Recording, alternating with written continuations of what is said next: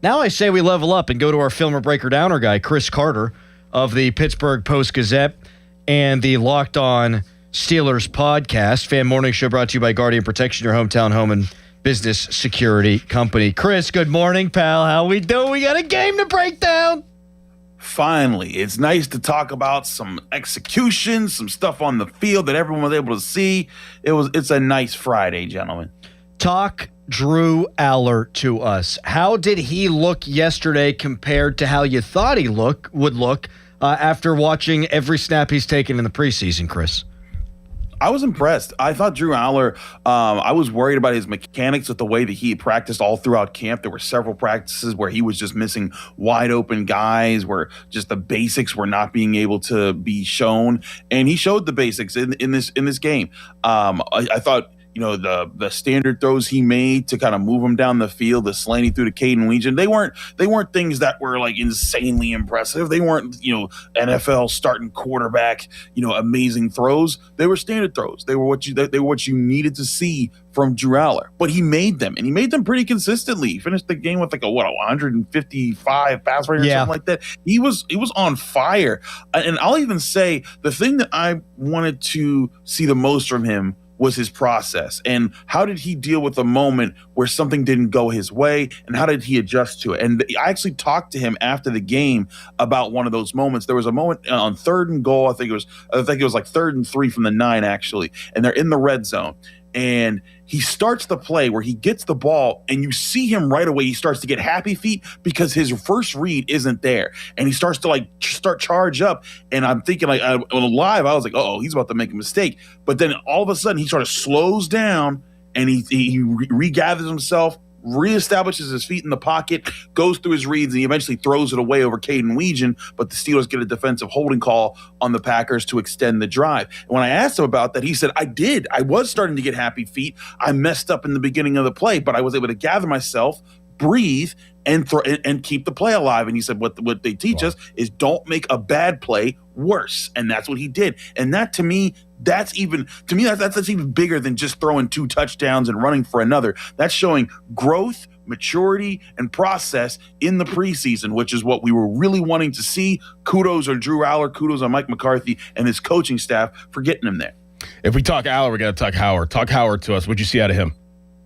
I thought Will Howard did a lot of the things that he was talking to us about that he wanted to do. One thing he said early on in training camp about when we were asking him how he was doing, he said, "My stripe is in the right place." What he means by that is the stripe of his helmet, which is basically showing where his eyes are looking. And one thing I thought about this, I was talking to Mike DeFabo and Jenna Harner about this at halftime. I thought we were seeing his stripe work the field. And I still have to go back and look at the All-22 to get a better sense of this. But when I was watching him, he wasn't just going to his first read and dropping it off. He was moving through his reads, he was going through his progressions, and he was making solid throws. And I thought overall, that was a good job. Now his second and third drives were not as clean, but overall, especially that 2-minute drill that he ran, I thought he did exactly what he was supposed to do, made the standard throws, made the solid reads, and moved the Steelers down the field. And I thought that was a really good sign. Now, as everyone is talking about this morning, and they should,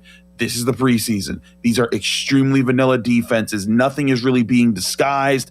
Everything is either man or zone, and it's very easy to tell if it's man or zone. And the defenses aren't exactly going all out to try to stop you right now. So there's going to be a lot of caveats to these things. And also, Will Howard went up against the 2nd and 3rd teamers. Drew Aller went up against the 3rd and 4th teamers. But for a first test in the preseason, I'd say both of these guys passed with flying colors. Chris Carter, Post-Gazette, and a Locked On Steelers podcast joining us here on the Fan Hotline, presented by Sullivan Super Service, Pittsburgh's trusted plumbing and HVAC provider for over 50 years. We don't have a ton of time, so let's just blast through some of these guys here, Chris. Jeremy Bernard, I mean, they moved him all over the place, and here's what I've been thinking. He hasn't flashed as much as Roman Wilson, according to everybody we talked to at camp. Well, you haven't been tackling. This guy can make you miss. This guy can run you over. He looked really, really good. On the flip side, Roman Wilson, 1 catch, 1 target, 7 yards. Yeah, I mean, German Bernard was getting open. They couldn't press him. And I think that was something that Roman Wilson struggled with, was when they pressed him last night, it was an issue. And that was the thing that I really wanted to see, because they haven't been as physical at training camp. And when I say physical, not just the tackling, there hasn't been as much press work at training camp as there normally was. And so I wanted to see what Roman Wilson did there. We didn't see that. But for German Bernard, he wasn't phased. That's exactly what he deals with in the ACC, or excuse me, the SEC all the time. When he was at Alabama, last year at Alabama, he forced 17 missed tackles after the catch, and he averaged over, I think, over close to 6.5-ish yards after the catch per reception. And that's what we saw there. And I talked to him after the game about that. And one thing that he said, he was like, hey, that's my stuff. That's what I do. And he talked about during the offseason, he worked on bulking up and he worked on getting stronger. He changed his diet so that he could put on some muscle, and specifically muscle in his lower body, because to him, that's what he wants to be able to do. He wants to be able to keep his legs moving, keep his center of gravity, keep his balance while he fights through tackles. And you saw it on that quick pass to the flat. It wasn't some amazing throw. It was just, hey, 3 yards, check it down, see what he can do. But what did he do? He quickly got upfield. When the two defenders tried to square him up, he spun through them. They weren't able to bring him down, and he turned a 3-yard check down into a 25-yard completion. If Gerald Bernard's able to do that this season, it's going to be a problem, because then all of a sudden, defenses are going to have to look more at him, and they can't spend as much time doubling up on DK Metcalf or trying to take away Michael Pittman or focusing on Pat Freiermuth. And that's why the Steelers drafted Gerald Bernard, because he's going to come out, he's going to run hard, he's going to do it. And I think another cool thing was he lined up all over the offense, outside, slot, flanker, split it. Wherever he was effective, and he knew what he was doing, and he looked very comfortable doing it. And that was the thing that we first heard about him when we got to rookie camp back in the spring, OTAs, mini camp, and then all throughout training camp. Sure, he wasn't lighting it up in training camp practices, but he was looking comfortable at running every route from every position, and that's what you want from a rookie. Good job for Gerald Bernard. Man, I believe it was around 4 minutes in the third quarter until we saw Caleb Johnson. Yeah. That was probably the most shocking thing that I took from last night's game. What do you think that was about, Chris? I think it's a sign that Caleb Johnson's got a lot of work to do. And part of the reasons why it's important to be able to do special teams if you're not a first or second team player who's getting a lot of snaps. And we haven't seen a lot of Caleb Johnson on special teams outside of when he gets to return. And that also hasn't been a lot. And I think it's just another sign that it wasn't just last year's coaching staff that he was in the doghouse with. It's kind of what he's not been able to do in practice that kind of highlights it. Now, maybe this was just the Steelers' chance. They wanted to test out Travis Homer a bit more because he got the early reps, and they threw in Lou Nichols. But to me, that's not a good sign for Caleb Johnson. And when he was in there against the third and fourth stringers, he didn't light it up either. That's just not a good sign. I know that this was a guy that Arthur Smith really wanted, and that he wanted to bring into the offense for how he wanted to call things. If Arthur Smith wanted him and then didn't use him, that's not a good sign for Mike McCarthy. Caleb Johnson's got a lot of work to do if he wants to make this 53-man roster. What'd you think of Broderick Jones?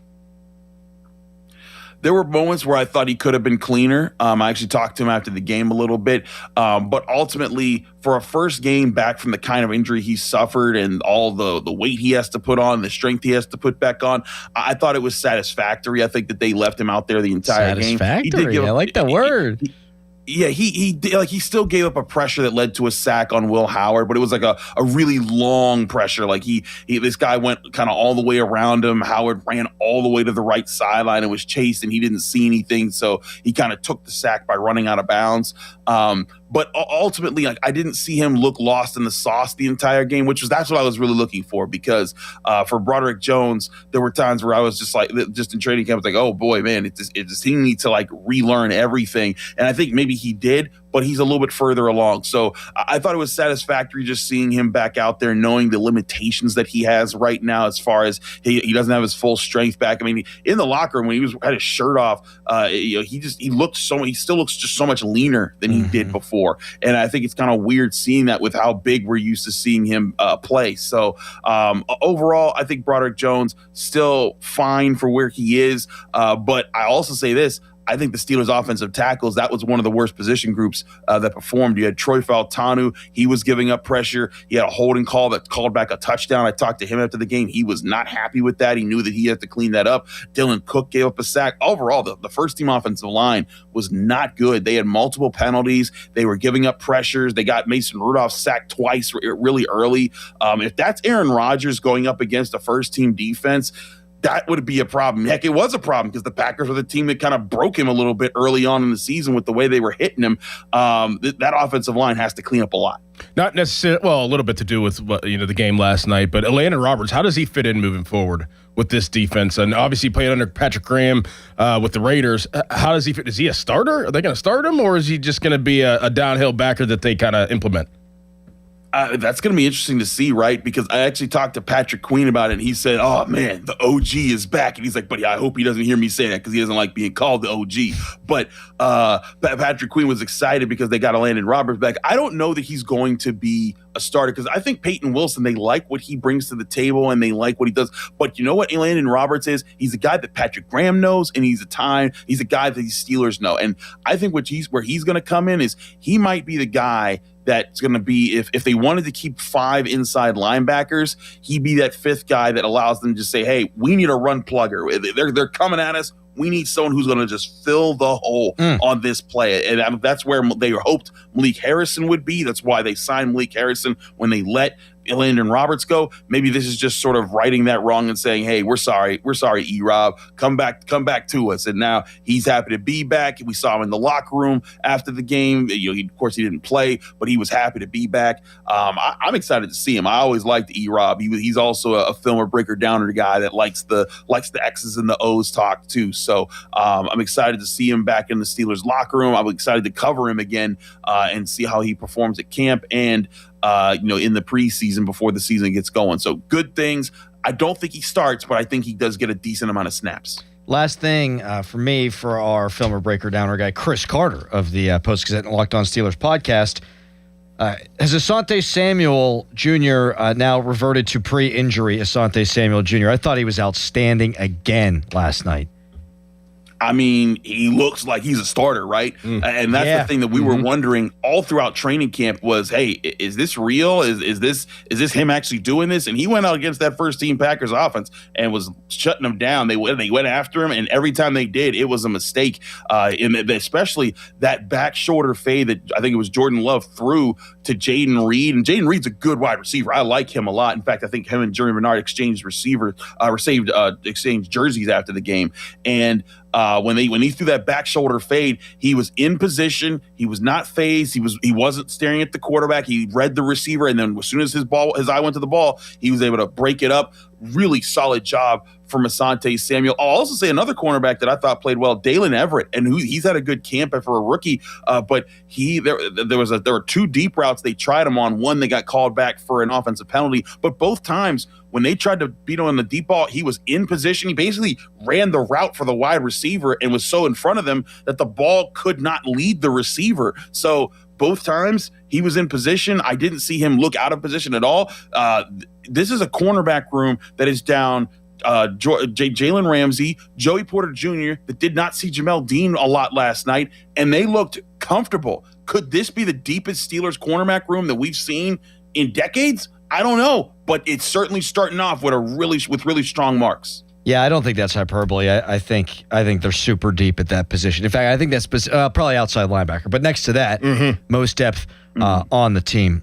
Chris, great stuff, man. Really good analysis. We love doing this every Friday, but particularly when we get to either react to a game or preview a game. So thank you, buddy. Appreciate it. I saw I pulled in today at about 4:15, and I was looking at my podcasts, and your podcast went out at 3 a.m. So appreciate you either staying up with us or waking up with very little sleep. Thanks, man. Your boy got a nap, but we gonna get some more sleep soon. I actually got a 10 a.m. chat for the Post-Gazette. Ask me whatever questions you want to post@gazette.com. All right, enjoy your chat, and then an 11 a.m. Z-Fest. Thank you, Chris.